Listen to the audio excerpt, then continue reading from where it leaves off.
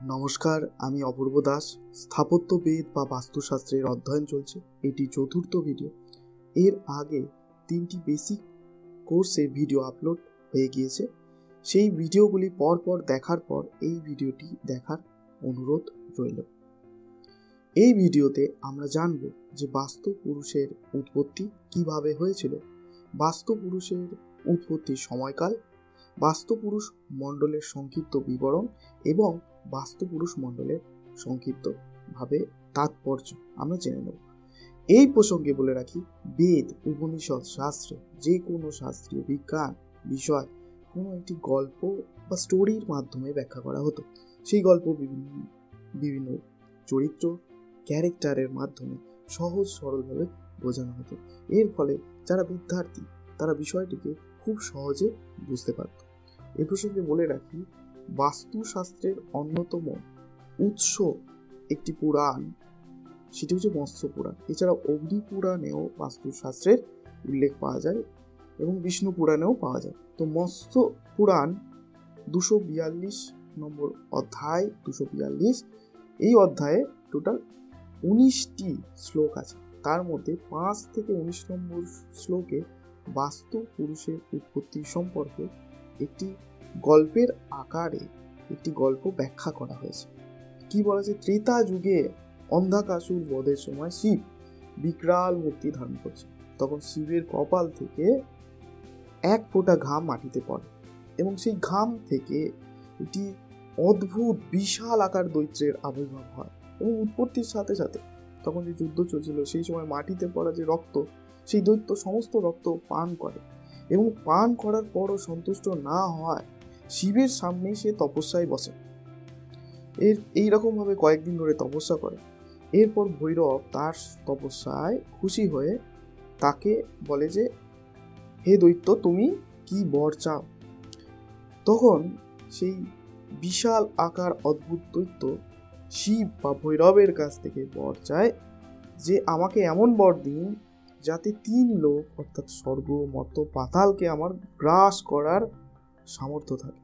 ভৈরব তাকে সেই বর দেয় এবং সমগ্র ভূস্বর্গ আকাশ আচ্ছাদিত করে যখন বাস্তু পুরুষের পৃথিবীতে এসে পড়ে, তখন সমগ্র দেবতা ভয়ভীত হয়ে ব্রহ্মা, শিব এবং দানব সেই বাস্তু পুরুষের পিঠের ওপর চড়ে বসে এবং তার শরীরের ওপর চড়ে এমনভাবে বসে, এখানে আপনারা ছবিতে দেখতে পাচ্ছেন যে বাস্তু পুরুষের মাথা উত্তর পূর্ব দিকে রয়েছে। এর উপরে ব্রহ্ম স্থান যেটাকে আমরা বলে থাকি, সেটা ব্রহ্মা নিজে বাস্তু পুরুষের নাভির উপরে বসে রয়েছে। তার উত্তর দিকে রয়েছে পৃথিবীধর বা ভূধর, তার দক্ষিণ দিকে রয়েছে বিভস্বান, তার পূর্ব দিকে রয়েছে আর্যমা এবং তার পশ্চিম দিকে রয়েছে মিত্র। এইভাবে ব্রহ্মাবৃত্তি, দেববৃত্তি, মনুষ্যবৃত্তি এবং পৈশাচবৃত্তিতে সর্বমোট 45টি বিভিন্ন দেবতা বাস্তু পুরুষের উপর বসে রয়েছে এবং বাস্তু পুরুষের মুখ নিচের দিকে রয়েছে। তো বাস্তু পুরুষ মুখ এবং মুখ উত্তর পূর্ব দিকে, মাথার দিকটি উত্তর পূর্ব দিকে এবং পায়ের দিকটি দক্ষিণ পশ্চিমে অবস্থান করছে। এই অবস্থায় বাস্তু পুরুষ বলে, হে দেবগণ, আপনারা বিনা কারণে আমাকে কষ্ট দিচ্ছেন। আমার যদি মুখ এইভাবে আপনারা চেপে থাকেন, তো আমরা কিভাবে আমার যে ক্ষুধা বা সেটা আমি কিভাবে মেটাবো? তখন ব্রহ্মা সেই বাস্তু পুরুষকে বরদান করে যে, হে বাস্তু পুরুষ, এখানে তাকে বাস্তু পুরুষ কেন বলা হলো? কারণ বাস্তু পুরুষের শরীরের ওপর অবস্থিত বিভিন্ন 45 দেবতা যেহেতু অবস্থান করছে তাদের বাসস্থান, তাই তাকে বাস্তু পুরুষ নামে অভিহিত করা হয়।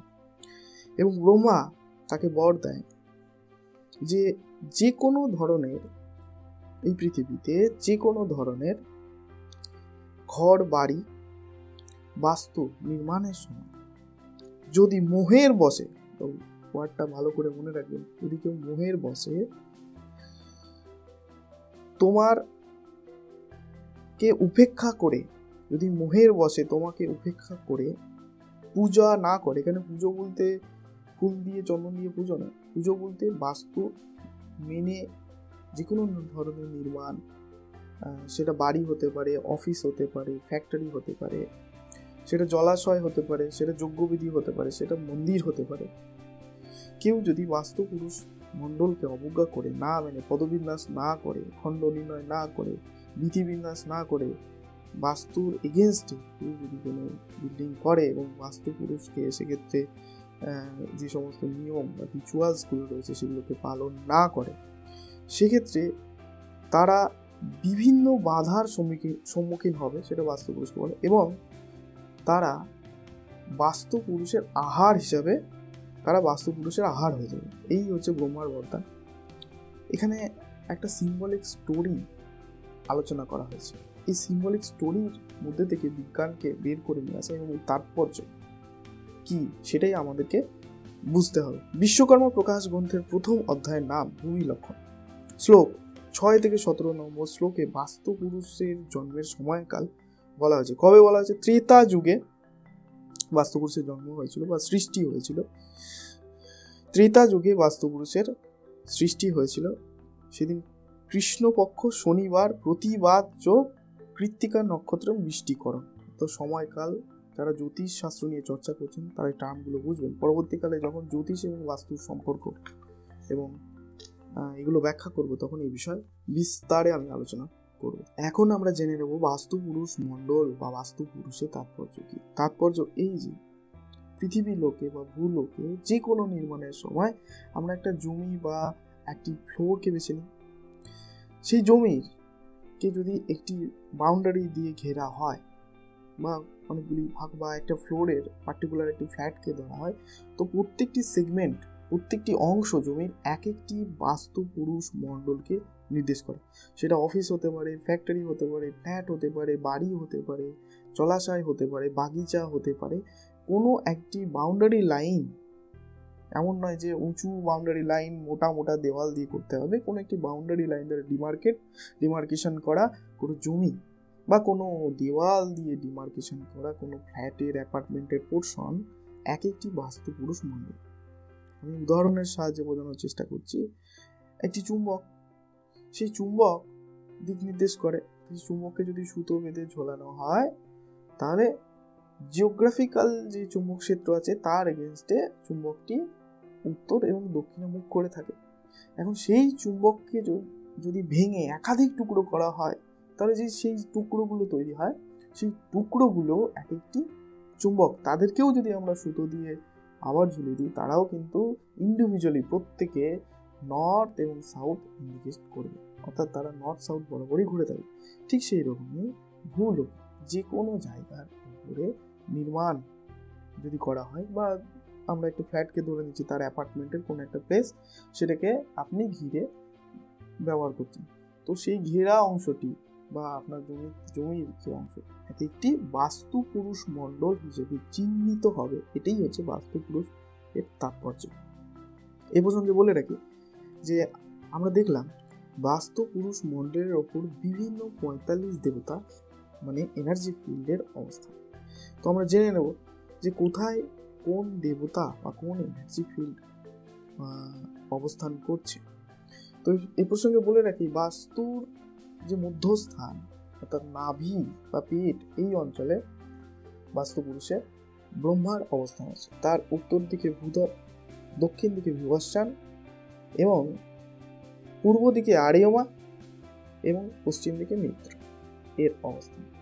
এইবার আমরা উত্তর পূর্ব দিকে চলে যাচ্ছি আবহাওয়াভাস্তা, দক্ষিণ পূর্ব দিকে যদি চলে আসি সবিতা সবিত্র, দক্ষিণ পশ্চিমে যদি চলে আসি ইন্দ্র জায়া, এবং যদি আমরা উত্তর পশ্চিম দিকে চলে যাই রুদ্র রাজ অ্যাকশন। এবার আমি উত্তর দিকে সোম থেকে শুরু করছি। সোম, ভুজং, আদিতি, दीति, शिखी, पर्जयन, जायंत, महेंद्र, सूर्य, सत्त, वृष, आकाश, अनिल, कुषाण, बीताता, गृहस्कत, यम, गंधर्व, भृंगराज, मृग, पित्र, दोवारिक, सुग्रीव, उस्सदन, भरुण, असुर, রুদ্র রাজ একসমা এবং মুখ্য এবং তারপরে বালক। এইখানে ব্রহ্মস্থান, ব্রহ্মাবিথি, তার চারিপাশে দেববিথি এবং তার চারিপাশে মনুষ্যবিথি এবং পরিশেষে 32টি দেবতা আমি বললাম, সেটি হলো পিশাচবিথি। এই বিধি বিন্যাস আমরা পরবর্তীকালে আরও ডিটেলসে জানবো। এখানে তাৎপর্য এই যে এই এক একটি এনার্জি ফিল্ডকে আপনাকে জানতে হবে। বাস্তুর সমস্ত সিক্রেট লুকিয়ে আছে এই 45টি এনার্জি ফিল্ডে। এই 45টি এনার্জি ফিল্ডের এগেনস্টেই আমরা পরবর্তীকালে 16টি দিক নির্ণয় করব। 16টি দিক, আপনারা তো 8টি দিক জানেন, কিন্তু আমরা 8টি দিকের মাঝখানে এক একটি করে দিক নির্ণয় করব। সেটা আমাদের জীবনের কোন দিককে নির্দেশ করে এবং কোন বিষয়টিকে সেটি কন্ট্রোল করে আপনার বাস্তুতে, সে বিষয়ে আমরা জানবো। এছাড়াও যখন প্ল্যানিং করে নতুন বাড়ি তৈরি করার সময় বা নতুন ফ্ল্যাট কেনার সময় 32 এন্ট্রেন্স পৈশাচবিথিতে 32 এনার্জি ফিল্ড রয়েছে, সেই 32 এনার্জি ফিল্ডের কোন এনার্জি ফিল্ড বা কোন দেবতার ওপর দিয়ে প্রবেশদ্বার বা মুখ্য দরজা হলে কি প্রভাব হয় এবং সেখানে কি দোষ সৃষ্টি হয় বা দোষ তৈরি হয়, সেগুলো আমরা পরবর্তীকালে জানি। এখানে আমি বেসিক বাস্তুপুরুষ মণ্ডল সম্পর্কে, বাস্তুপুরুষের জন্ম সম্পর্কে বললাম। পরবর্তীকালে বাস্তুপুরুষ মণ্ডলকে ধরে ধরে আরও বিস্তারে আলোচনা করা হবে। তো এই ভিডিওটি অনেক বড় হয়ে গেছে। আমার লাস্ট আপনাদের কাছে একটা রিকোয়েস্ট থাকলো, আমার Facebook page Apurba Das civil engineer and বাস্তু কনসালটেন্ট ইন কলকাতা, এই পেজটি লাইক করার আপনাদেরকে অনুরোধ রইল।